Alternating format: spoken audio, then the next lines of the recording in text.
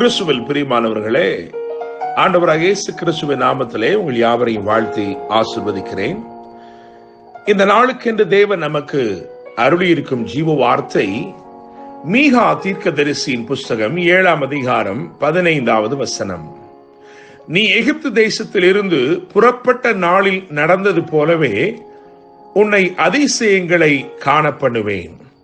என கேட்கிற தேவனுடைய பிள்ளைகளே, மொரேசா ஊரானாகிய மீகா தீர்க்கதரிசியின் மூலமாய் உரைக்கப்பட்ட தீர்க்க தரிசன வார்த்தையை தேவன் நமக்கு இன்று வாக்குத்தத்தமாக அருளியிருக்கிறார். எகிப்து தேசத்திலிருந்து புறப்பட்ட நாள் என்று அன்று நடந்த அதிசயங்கள், அதே போல அதிசயங்களை இன்றைக்கும் நடத்துவேன் என்று வாக்கு பண்ணியிருக்கிறார். எனவே அன்று நடந்த அதிசயங்களை இன்று தியானிப்பது அவசியமாயிருக்கிறது. வாக்கு பண்ணப்பட்ட இந்த வாக்குத்தத்த வசனத்தை விளங்கிக் கொள்ளும்படிக்கு நாம் வேதத்தின் பக்கங்களை திருப்பி அன்றைக்கு தேவன் செய்த மகத்தான கிரியைகள் என்ன, அன்றைக்கு நடந்த அதிசயங்கள் என்ன, இஸ்ரவேலின் கண்களுக்கு அன்று எது அதிசயமாய் தென்பட்டது, தோன்றினது என்று சொல்லி ஒரு 3 காரியங்களை இந்த காலை வேளையில உங்களுக்கு முன்பதாக வைக்கும்படி விரும்புகிறேன். நிச்சயமாய் நான் நம்புகிறேன், விசுவாசிக்கிறேன், கர்த்தருடைய வார்த்தை உண்மையுள்ளது.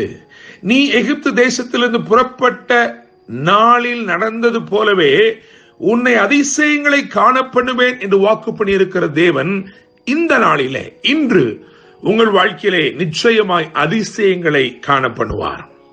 என கேட்கிற தேவனுடைய பிள்ளைகளே, இப்படியாக நாம் தியானிக்கும் போது நாம் அறிந்து கொள்ளக்கூடிய காரியம், அவர்கள் புறப்பட்டதே ஒரு பெரிய ஒரு அதிசயம். காரணம், 1 வருடம் 2 வருடம் அல்ல, 400 வருட சிறையிருப்பு, 400 வருட அடிமைத்தனம். அந்த 400 வருட அடிமைத்தனத்தை முடித்து தேவனுடைய பலத்த கரத்தினாலே அவர்கள் புறப்பட்டார்கள். என கேட்கிற தேவனுடைய பிள்ளைகளே, இருப்பு காலவாய் என்று அறியப்பட்ட அந்த எகிப்து ஒரு சிறுமையின் தேசம், ஒரு சிறையிருப்பின் தேசம். அங்கே அவர்களுக்கு நிந்தையின் மேல் நிந்தை இருந்தது, துயரத்தின் மேல் துயரம் இருந்தது. அங்கே பிறந்தவர்கள் கூட சுயாதீனத்தில் பிறக்கவில்லை, அடிமைத்தனத்திற்குள்ளாகத்தான் பிறந்தார்கள். எனவே அப்படிப்பட்ட ஓரிடத்திலிருந்து வாக்கு பண்ணப்பட்ட பாலும் தேனும் ஓடுகிற தேசத்திற்கு நான் உங்களை புறப்பட பண்ணுவேன் என்று கர்த்தர் உரைத்ததே ஒரு பெரிய அதிசயம். அவர்கள் கேள்விப்பட்ட கர்த்தருடைய வார்த்தை நிறைவேறுவதை அன்றைய தினம் கண்டார்களே, களிகூர்ந்து மகிழ்ச்சியோடு புறப்பட்டார்களே. அந்த முதலாவது அதிசயம் அந்த விடுதலை தான் தேவனுடைய பிள்ளைகளே. எனவே இந்த நாளிலும் முதல் அதிசயம் என்று நான் எதை குறிப்பிட விரும்புகிறேன் என்று சொன்னால், வாக்கு பண்ணப்பட்ட விடுதலை. நீ இருக்கும் சூழ்நிலையை கர்த்தர் அறிந்திருக்கிறார். உன்னுடைய சிறுமை கர்த்தர் கண்ணோக்கி பார்த்து அந்த சிறுமைப்பட்ட சூழலில் இருந்து ஒரு விடுதலை கொடுக்கிறார். இதுதான் இன்று தேவன் உங்களுக்கு செய்ய போகிற முதலாவது அதிசயம். என கேட்கும் தேவனுடைய பிள்ளைகளே, எத்தனை காலங்கள் நாங்கள் இப்படி நிந்திக்கப்பட வேண்டும், எத்தனை காலங்கள் நாங்கள் ஆளோட்டிகளினாலே சிரமப்பட வேண்டும் என்று நீங்கள் உங்கள் இருதயத்திலே சிந்தித்துக் கொண்டிருக்கிறீர்களோ, இன்று அவர் செய்கிற முதல் அதிசயம் உனக்கு ஒரு மாபெரும் விடுதலை கொடுக்கிறார். சுயாதீனம் உள்ள அந்த விடுதலையின் காற்றை சுவாசிக்கும்படி கர்த்தர் உனக்கு உதவி செய்கிறார். இதுதான் முதலாவது அதிசயம்.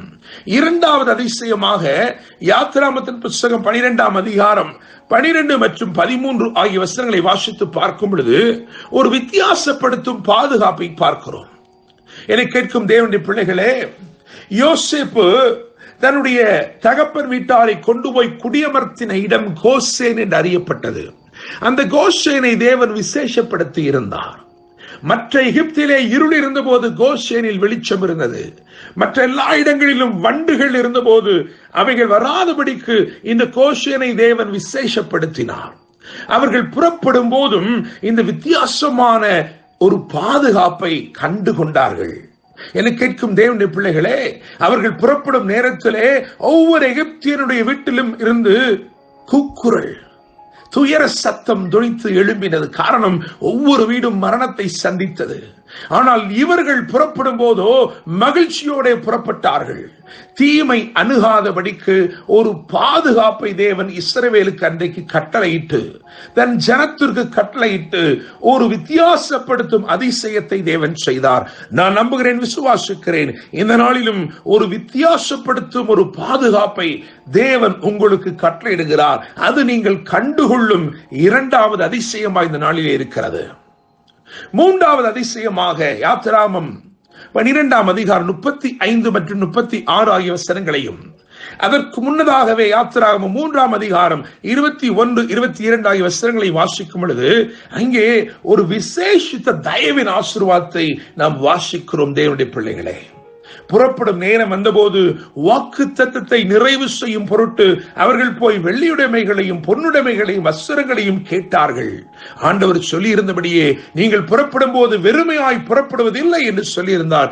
அப்படியே அவர்கள் விசேஷித்த தயவினாலே நிரப்பப்பட்டு விசேஷித்த ஆசீர்வாதங்களோடு அவர்கள் புறப்பட்டார்கள். நான் நம்புகிறேன், விசுவாசிக்கிறேன், மூன்றாவது நீங்கள் இந்த நாளிலே காணப்போகிற அதிசயம் ஒரு விசேஷித்த தயவு. நீங்கள் கேட்கும் போது கடினமான இடத்தில் இருந்தும் கனிவானது வரப்போகிறதே, அதுதான் இந்த நாளிலே உங்கள் மேல் தேவன் வைத்திருக்கிற விசேஷித்த தயவு. இந்த தயவு உங்களிடத்தில் இருக்கிறபடினால் நீங்கள் கேட்பது வெள்ளியுடைமையாயிருந்தாலும் பொன்னுடைமையாயிருந்தாலும் வஸ்திரங்களாயிருந்தாலும் நிச்சயமாய் அவைகள் உங்களுக்கு கிடைக்கும். கற்பாறையில் இருந்தும் அவர் தண்ணீரை புறப்பட பண்ணுகிற தேவனாயிற்றே, இன்று அவர் நிச்சயமாக கடினமான இடத்திலிருந்து இனிமையானதையும் நலமானதையும் உங்களுக்காய் புறப்படச் செய்வார். உங்கள் நாள் இந்த நாள் வெறுமையாய் இருப்பதில்லை. இந்த நாளை தேவன் விசேஷப்படுத்தி இருக்கிறார். எனவே விசேஷித்த தயவு உங்களை நிறைத்திருக்கிறது. நான் நம்புகிறேன், விசுவாசிக்கிறேன், கர்த்தர் வாக்கு பண்ணி இருக்கிறார். நீ எகிப்து தேசத்திலிருந்து புறப்பட்ட நாளில் நடந்தது போலவே உன்னை அதிசயங்களை காணப்படுவேன். முதலாவது அதிசயம் விடுதலையின் அதிசயம், வாக்கு பண்ணப்பட்ட விடுதலையின் அதிசயம்.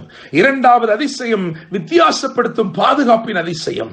மூன்றாவது அதிசயம் விசேஷப்படுத்தும் தயவின் அதிசயம். கர்த்தர் தாமே இந்த வார்த்தைகள் மூலமாய் உங்களை ஆசீர்வதிப்பாராக. என்றும் அன்புடன் pastor Daniel Moses. God bless you.